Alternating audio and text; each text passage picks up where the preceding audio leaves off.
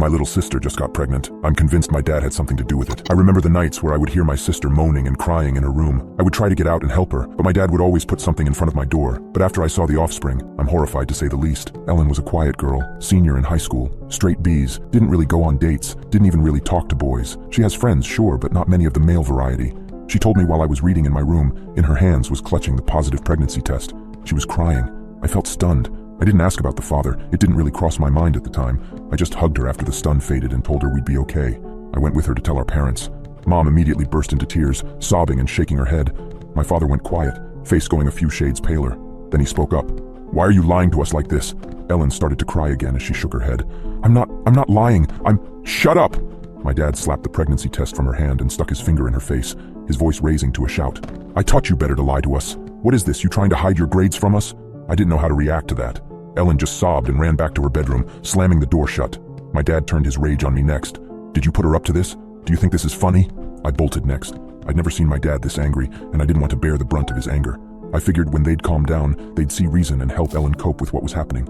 They didn't. Ellen tried to bring it up the next morning with just Mom around, but her lips pressed together firmly and she refused to answer. Ellen pleaded with her to see reason, but she just told us to pick up some things from the store on the way home from school and left the table. Ellen just buried her face in her hands, past tears and just confused. I patted her on the back and told her I'd come up with a way out of this. That afternoon I Googled abortion clinics near us, made a plan. I technically only had my driver's permit, but Ellen couldn't drive herself back after the procedure, so I figured what the heck, might as well try to get away with it. I shared with Ellen my plan, and although she was hesitant, I convinced her this was the only way she could get out of this.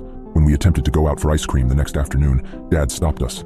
I forgot to erase the browser history. He screamed at us, telling us we were both going too far with our little joke and that we were grounded until Ellen confessed to lying. His face was bright red. A vein was popping out so far in his forehead, I thought it was going to pop. Dad was always hot-tempered, but I'd never seen him like this. The moment Ellen opened her mouth to say something, Dad punched her in the jaw, actually punched her, and he's no small guy, so he hits hard. Ellen hit the floor. I saw her spit a bloody tooth on the ground before she started sobbing. I dragged her by the arm as Dad screamed after us how we weren't leaving this house for anything but school until we came clean. I helped clean up Ellen's mouth, wiping away the blood and managing to sneak down for some frozen peas to press against her jaw. She shook her head and looked at me. I am pregnant. You believe me, right?" It didn't really matter if I believed her or not, because she was. Over the next few weeks, Ellen would be nearly knocked over with morning sickness. Morning sickness is giving it too much credit. She had days where she was slumped over the toilet, unable to keep much of anything down. If Mom caught her, she'd just say Ellen had the flu. If Dad caught her, he'd call out her prank and make her get dressed for school.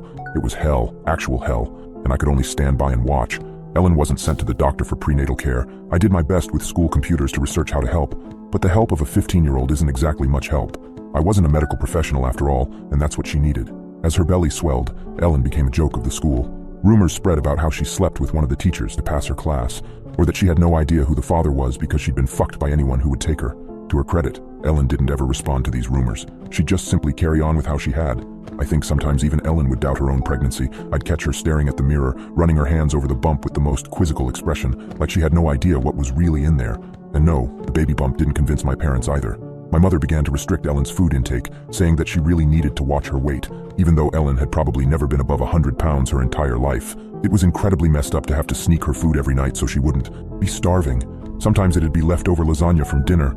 A lot of the time it was only like a pack of raisins or a snack bag of chips. It didn't matter. Ellen was always thankful.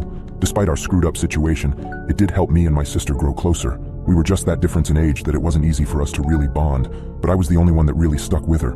As she became more and more obviously pregnant, her few friends drifted away or simply stopped talking to her. Months passed. Ellen graduated with passing grades and looked positively enormous, even with the graduation gown. She smiled during pictures, and I think that's one of the last times she sincerely smiled. Now that school was out though, there was no leaving the house. We were prisoners in our own home. I could only get on the computer with Mom or Dad lurking nearby, so no more pregnancy research. I had to rely on the notes I'd managed to take during the school year. I'd keep moving them around my room so that my parents couldn't find them. When Ellen went into labor, I thought my dad might kill her. Ellen was on the couch moaning in pain, begging Dad to call 911. She needed to go to the hospital. He just stood there, his arms crossed, and he glared down at her. "Enough's enough. You are not pregnant," he snapped. He wasn't going to get help. He wasn't going to let anyone get help. What happened next is something I should have done a long time ago. I attacked my dad. Seeing my sister in pain while my dad did nothing was what sent me over the edge. I grabbed a pair of scissors off the computer desk and charged with a banshee yell. I didn't kill him. I was tempted, but I didn't kill him. I stabbed him in the arm, and as he toppled back, I helped Ellen off the couch and got her into her room. We didn't have locks on our door, but I blocked it off with a chair and prayed that would be enough. Ellen laid on her bed, clenching her sheets and screaming as another contraction shook her tiny frame. The whole thing was a blur, really.